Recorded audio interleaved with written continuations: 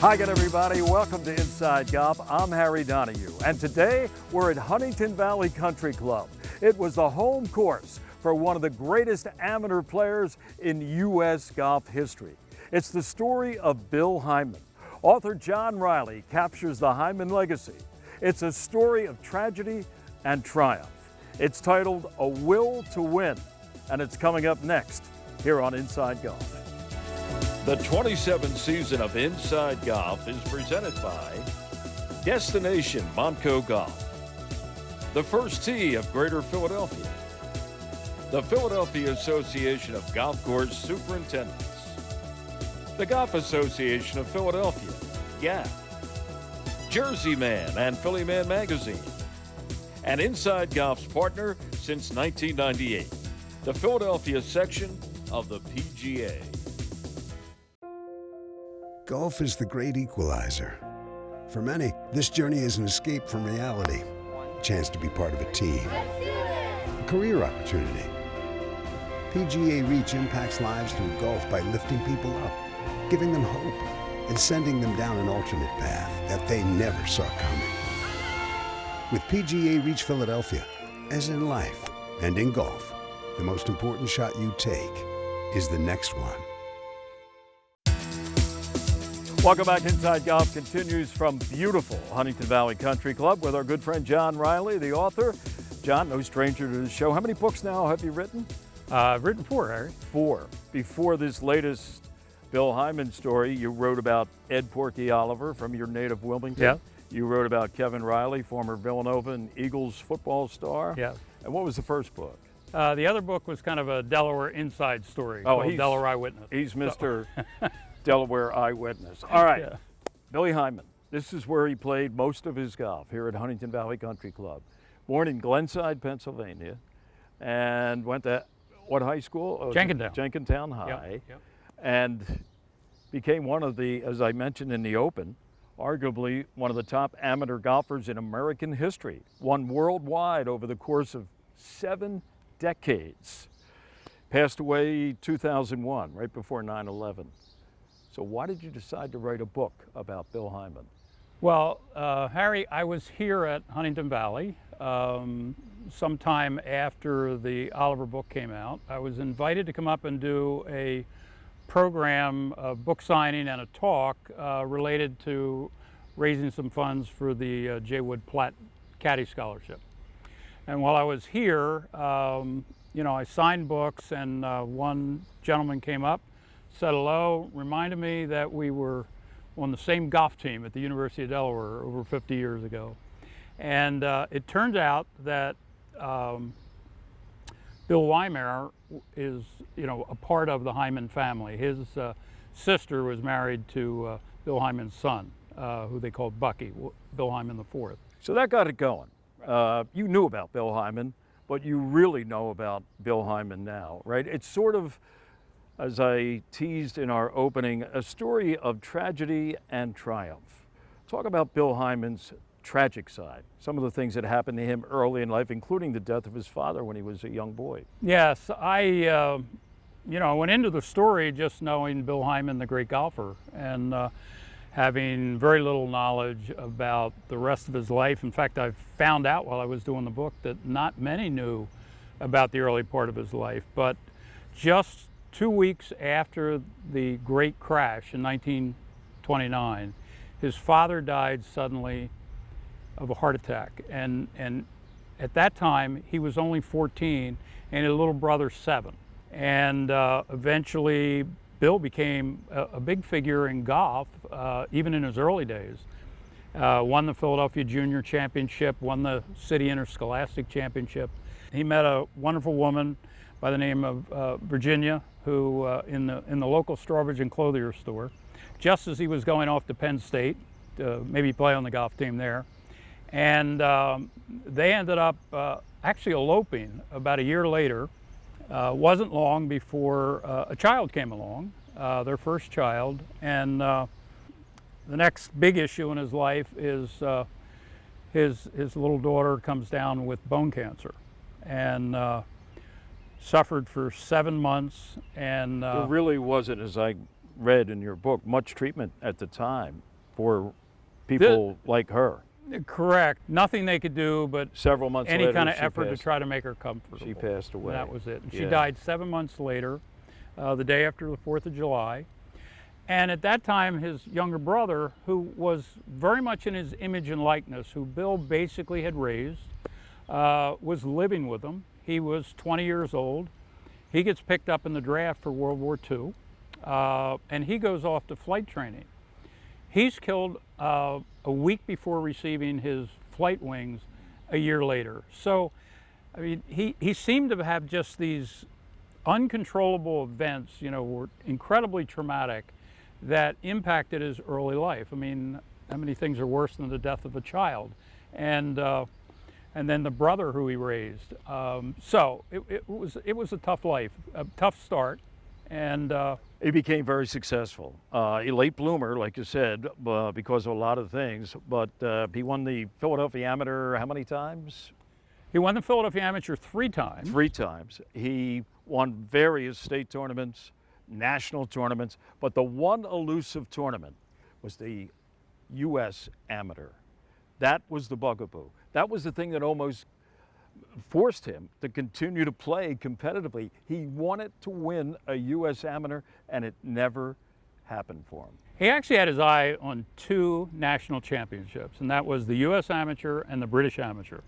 And he reached the finals of those championships 4 times without ever making it. But the U.S. Amateur was the early one, because in 1955 he lost to probably one of the finest amateur golfers who ever lived, a guy by the name of Harvey Ward. And along the way, he was beating college kids. I mean, he was beating the likes of Lanny Watkins and Tom Kite and everybody. We'll talk about some of those stories, some of the other people not only he played against, but he beat. The story, A Will to Win, the latest book by John Riley on the life of Bill Hyndman. We're at Huntington Valley, and we're back in a moment. Hi, Tony Salucci with the Beacon Group of Companies. If your company has between 50 and 500 employees enrolled in your health insurance plan, there's a really good chance we can reduce your costs significantly and increase the benefits employees receive. How do we do it? We put you together with several thousand employers of a similar size across the country, so your company can get amazing buying power. Schedule a conversation with one of our employee benefits specialists today at mybeacongroup.com. Welcome back. Inside Golf continues from beautiful Huntington Valley Country Club, the home of one of the greatest U.S. amateur golfers ever, Mr. Bill Hyndman. And the man who chronicled the Hyndman story is John Riley. He's with us today here at Huntington Valley. His book is entitled A Will to Win. But the one thing he never won was the U.S. Amateur.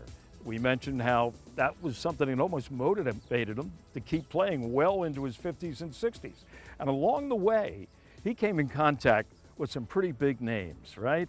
Young guys, little middle-aged guys, whatever. We're talking, you know, Ben Hogan. We're talking Sam Snead. How about the youngsters at Texas like Ben Crenshaw and Tom Kite? Lanny Watkins, a college superstar out of Wake Forest. Are you kidding me? He was playing against these guys and beating them, and he was old enough to be, I don't want to say their grandfather, but pretty close to it. He had members of the Walker Cup team that could have been his grandsons. He played on at the age of 55, and multiple players were 21. Right. So, I mean, it's conceivable. He played against Jack Nicklaus right before Jack turned pro, right? 1959 British Amateur. He played Jack in the quarterfinals, and it was really kind of a cool story because of the fact that he was over there with Jack in the Walker Cup. And a lot of people say it was the greatest Walker Cup team of all time. And he was on the train going down to Royal St. George's with his father when Jack warned him. He said, you know, Bill, you better look out. You know, any tournament I play in for the first time, I usually win it. And Bill confidently said, you know, well, I'm playing pretty good right now. So he ends up. So it was like a touche moment. Right. And he ends up playing Jack in the quarterfinals, and he beat him good. And I interviewed Jack for the book, and he was great. Jack said, yep, he beat me pretty good, and I usually only remember the ones I won. So, Yeah. yeah, well, anyway, he ends up losing in that final to Harvey Ward in 1955. That was in the USAM final. That was USAM final. He gets into contention again in 59, and he ends up playing Charlie Coe, who it's stated, you know, he's not just one of the best amateurs in the world at the time, but the top 5. He loses to Charlie Coe on the last hole in 1959 in the quarterfinals. The following year, he goes up against arguably, again, the next best amateur golfer in the world. At that time was Dean Beeman, who won 2 U.S. amateurs. And he and Beeman had an incredible match. There was little doubt in anybody's mind that one of the two of them were going to win that amateur, but they end up meeting in the quarterfinals.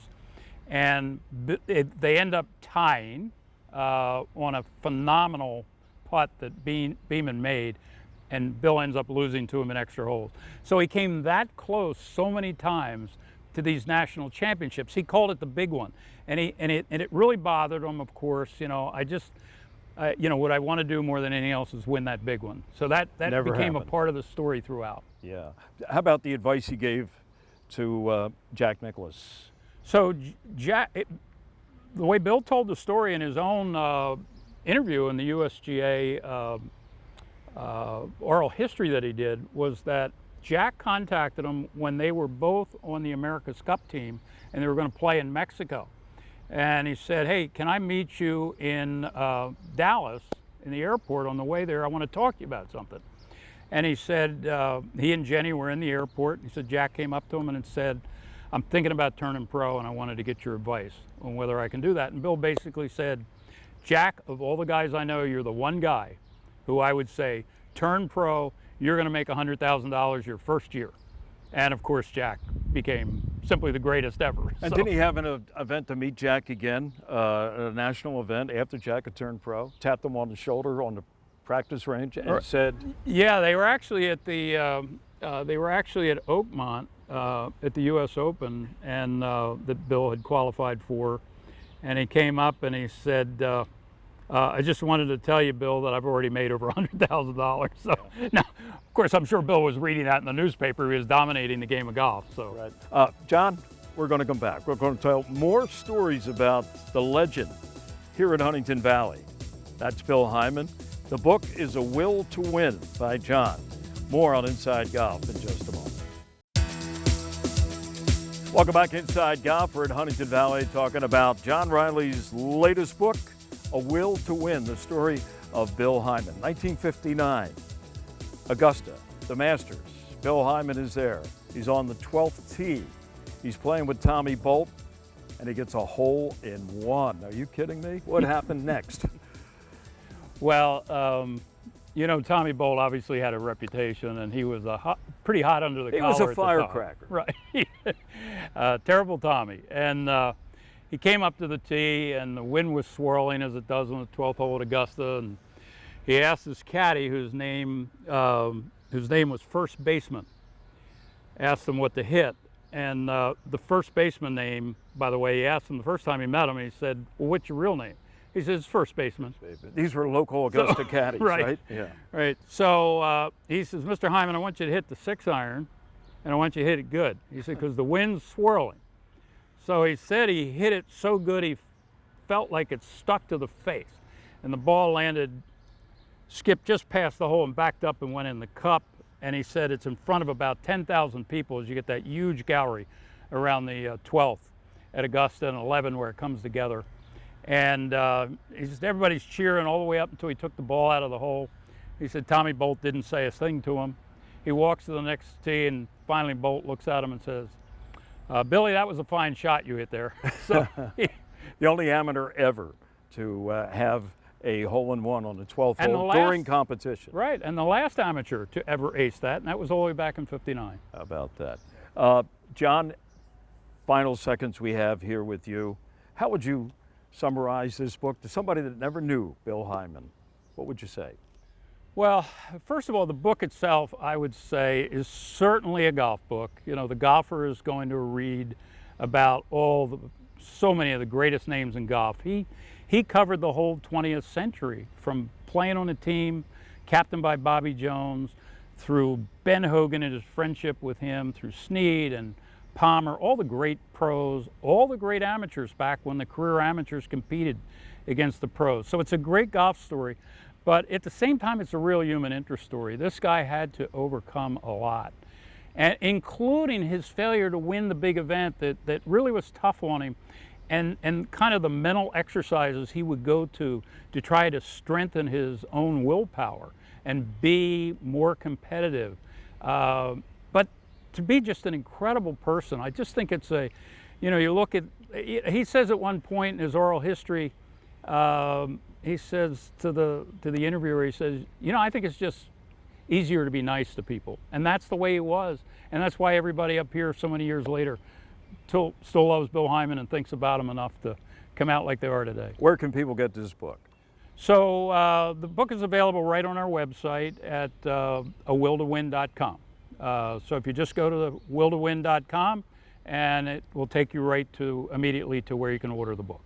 Congratulations. Thank you very Well much. done. John Riley and A Will to Win. While we were here at Huntington Valley, we also caught up with three other gentlemen. One is a grandson. That would be Bill Hyndman III. Another, a fellow member here at Huntington Valley by the name of Gordon Brewer. And another great amateur golfer, a little younger than Billy Hyndman, but he certainly knows a lot about Bill Hyndman and what he meant to amateur golf. That would be Jay Sigel. My goodness, Jay, we could do 5 shows with you. We've already done a couple, but tonight we're talking about the great Bill Hyndman. Now, I know there was about a 30-year age difference between yourself and Bill. You knew him as an old guy, but he could still play. He could still play, and unfortunately, I only played with him a couple of times, and that I regret. But I got to know his family for sure. But Bill was very special, just a great guy and a hell of a player, and he worked hard at it. He helped a lot of people. He spent a lot of time on the range, helped a lot with their swings. But the message that he left with his competition was really impressive. Mm-hmm. I mean, at 58, winning major amateur tournaments was special. I think he, as I review his life, I think his game got better as he got older, and I think that was dealing with a lot of the heartache that he had, and that to me is very special. Yeah, he went from tragedy to triumph in some ways, in many ways. The one that got away from him, or he could never capture, is the one event that you won twice. And I think it was back-to-back years, and that's the U.S. Amateur. I guess you never had a chance to say to him, Bill, here's how I did it. No, there were very few tournaments that we were playing in together. As you say, there was an age difference, and I regret that. I would have liked to seen more of him. But I was younger, he was more mature, so what can I say? Well, you are now the one that everybody looks up to at the age of 18 or 28, and we're not going to say how old this guy is because he certainly looks like he's ready to go out there maybe and win another national championship. I'm ready. Jay, it's always a pleasure to be with you. Thank you. Nice of you to be here. Gordon Brewer, legacy man here at Huntington Valley. Gordon, always a pleasure to talk a little bit of golf, and especially today talking about the great Bill Hyndman. You and he, I'm sure, competed a little bit in some friendly matches around these 18 holes. Harry, we did. I learned a lot playing with Bill. He was a level above any of the others of us here. We had a number of pretty good players, but Bill was the elite player on a national and international level. And often when I traveled, people would reference Bill and Huntington Valley. So he really was responsible for, to some extent, on an international, national basis, of putting Huntington Valley on the map. Right, you sure did. Do you have any, in your memory bank, any stories you could share maybe about you and Bill? we had a lot of friendly games. I played a fair amount with his youngest son, Tommy. We won the Hofner together several times. I only remember one tournament when I was paired with Big Bill, and that was the Philadelphia Better Ball. And oh gosh, I don't remember when. It was only an 18-hole event. But if I remember correctly, Bill tied the field on his own ball. Of course, we won it. You were along for the ride, so to speak? That's correct. What, as you reflect back on his career, your friendship, how would you summarize for our viewers what Bill Hyndman represented? Well, Bill Hyndman first, he was a gentleman. And he respected the game. He was a sportsman. He had all of the qualities that you would like to see in someone at a high level of the game. So I think he set a wonderful example for the young players, young fellows here. And fortunately, Harry, he gave his time in his latter years to helping a lot of the junior players, including my own son, develop their games. He spent time with them, he played with them, and and I got to tell you, I learned quite a bit from the times I played with him. He didn't have any weaknesses with his game, but his ability to create shots, to imagine shots, and for example, he was one of those responsible for the one ball rule. I remember when we used to play, and if there was a stiff wind at his face, he had a top flight in his pocket, and he would bring that out, hit just a bullet through the wind. But, so I tried it. But it was fine off the tee, but when you got to the green and tried to putt or chip that rock, the top rock. That showed his level of touch and skill, that he could take that ball and still putt and chip with it and do it quite efficiently. Well, this is coming from a guy who still shoots his age. And I'm not going to say how old you are, but I know your scores are low. And I want to thank you for sharing time and talking about the great Bill Hyndman. Thanks, Gordon. Thank you, Harry. Parking is free! Hey! $4! Yes! With so many affordable things to do in Montgomery County, PA, go ahead, freak out. The Golf Association of Philadelphia. Founded in 1897, GAP is the nation's oldest regional or state golf association. We serve amateur golf in Eastern PA, Southern New Jersey, and all of Delaware. GAP welcomes all golfers, junior or senior, male or female, public or private. Join the Golf Association of Philadelphia today. Our mission is always to preserve, protect, and promote the great game of golf. Before you tee it up, look us up. Visit gapgolf.org to find out more. I'm with Bill Hyndman V, the grandson of Bill Hyndman III here at Huntington Valley. Billy, what's your finest recollection of your grandfather? At what age were you? Lots of memories of my grandfather, all around golf. First one was at the 1974 U.S. Open, so I was a young 5-year-old. He made the cut, and I think I was getting pretty tired towards the end of that tournament. His caddy's father carried me on his shoulders for the last 9 holes. And that was at Wingfoot. At Wingfoot. It was. Wow. Yeah, when did you realize that he was Bill Hyndman, the great amateur golfer, known around the world? He was my granddad, and he really didn't talk about himself. He had goals that he set internally about being a national champion, and those were just goals for him. So it was never about accolades. It was never for the notoriety. So he never talked about that. He never talked about how he played in the Masters or who he was playing with. It was all internal goals. So we knew he was a good player and very accomplished, but I learned more about him and how great a player he was after he passed away. How about that? And he used to play with you a lot. He played with a lot of juniors here at Huntington Valley, but you were, let's face it, one of his grandchildren. Tell us about those experiences. He's probably my best friend growing up. My dad worked a lot. I played a lot of golf with my dad, but I played more golf with my grandfather. So in high school, every day at 3:30, he would be waiting for me on the first tee at Huntington Valley. So we'd play 9 holes, we'd go home, my grandmother would cook dinner, We'd go back out on the 8th green, we'd practice, we'd go to the 11th tee, we'd hit golf balls, and it was all around golf. And he just loved the game of golf. You know, in John Riley's book, A Will to Win, about your grandfather, he mentions several times how your granddad was always very positive. You know, you could have the worst swing in the world, but he would, in a way, make it sound good. So he wanted to make sure you didn't lose interest in the game that he loved, right? Absolutely. He was somebody that encouraged people. He loved to be your coach. I think he was very tough on himself. He was a perfectionist. But for anybody that he was trying to help with the game, he wanted them to feel encouraged and to be inspired that they could do it. So he would help them out no matter what your ability. If you were playing the 8th hole at night, coming up there, he would help you, he would give you some tips, and they would walk away maybe they were a little intimidated when he was coming up there. When they walked away, they were really excited that they had had an encounter with Bill Hyndman. And when you played a little match with him, 8 holes, whatever, there was always maybe a soda or a candy bar on the line. But I don't think he lost too many of those. He didn't. Nah, I didn't beat him too many times.